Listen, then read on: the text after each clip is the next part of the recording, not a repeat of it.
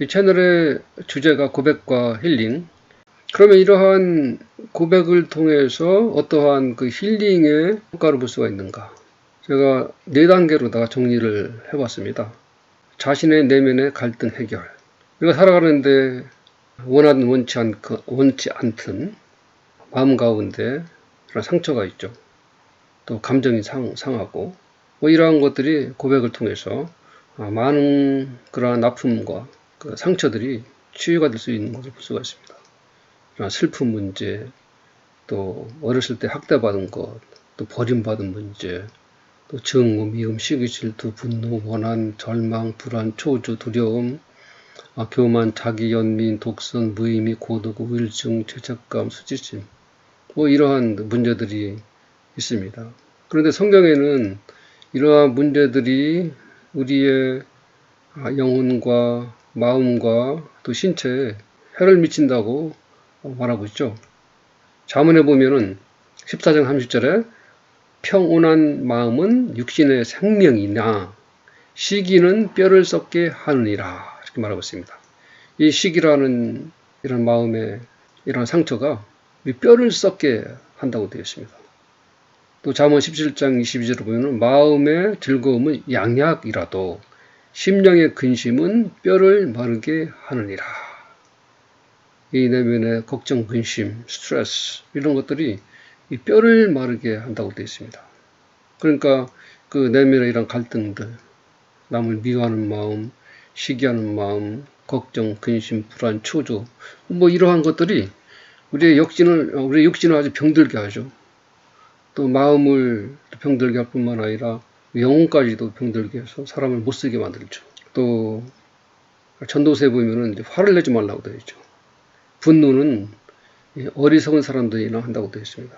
그래서 급하게 화내지 말라. 그래서 성경에 그 내면의 갈등 문제, 또 상처들, 그런 아픔들이 우리의 마음, 또 육신을 병들게 하고 또 영혼까지도 그 해를 미치는 이렇게 경고를 하고 있습니다. 그 상한 감정의 치유를 지은 데이빗 A. 시멘즈라는 목사님은 어떻게 말씀하고 계시냐면은 어떤 문제들은 타인에게 고백을 하지 않고는 절대 해결되지 않는다. 이렇게 주장을 하고 있어요. 그러니까 어떤 문제들, 모든 문제라고는 안 하고 어떤 문제들은 우리가 서로 공유를 하고 서로 고백을 하면서 치유가 된다고 이렇게 말씀하고 있습니다. 그러니까 이러한 이제 내면 문제가 해결될 때 2차적으로 타인과의 갈등도 해결이 되죠. 타인과의 깨진 관계성을 회복할 수가 있습니다. 그러니까 서로 간의 오해라든가 이런 것으로 쌓여있던 그러한 불신의 관계, 또 나에게 상처를 준 사람을 용서하지 못하는 마음, 이러한 타인과의 관계성의 그런 회복, 용서가 일어나고 이해를 하게 되고 화해, 용납, 평화, 관계성의 치료 이런 것들을 기대해 볼 수가 있습니다.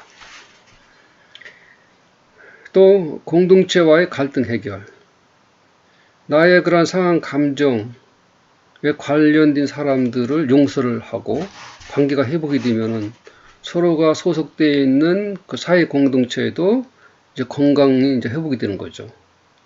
예를 들어서 우리 가족이라는 작은 공동체, 또 학교라는 공동체, 또 직장이라는 공동체, 우리 가정에서도 그 형제 간의 갈등의 문제가 해결될 때 아름다운 행복한 가정의 공동체가 형성이 되고 또 남편과 아내 사이에 갈등 문제 이러한 가족의 공동체가 건강하게 회복이 되고 가장 중요한 것이 마지막 하나님과의 갈등 해결 그것이 가장 중요하죠.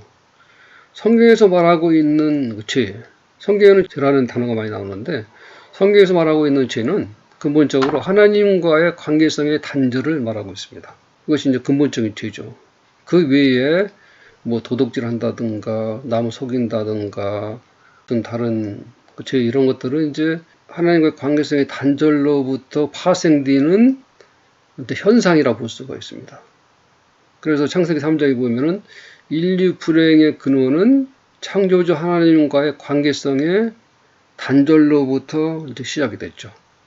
그래서 내가 하나님께 나아가서 회개하고 예수 그리스도를 통해서 죄사함을 받고 그러면 약속한 대로 나에게 구원이 임해서 구원이 임한 심령에 평화가 들어오고 감사가 생기고 하늘나라에 산소망을 갖게 되고 사랑이 회복이 되고 믿음을 갖게 되고 이러한 믿음, 소망, 사랑이 됐을 때 내 자신의 내면 문제가 갈등이 해결되고 나에게 상처를 준 사람을 용서할 수가 있고 그러면 타인과의 관계성이 회복이 되고 그러한 회복된 관계성 가운데 건강한 공동체가 형성이 되고 이러한 사이클이 이루어지는데 그 근본은 내가 하나님과의 깨어진 관계성을 회복하는 것이 기본이 되는 거죠. 여기서부터 시작이 된다고. 진정한 힐링은 여기서부터 나온다고 볼 수가 있습니다. 여기까지 슬라이드를 몇 개를 이렇게 봤는데 시간 관계상 이제 다음 동영상에 더 자세한 슬라이드를 보겠습니다. 제가 먼저 저의 작은 고백을 쉐어해 보겠습니다.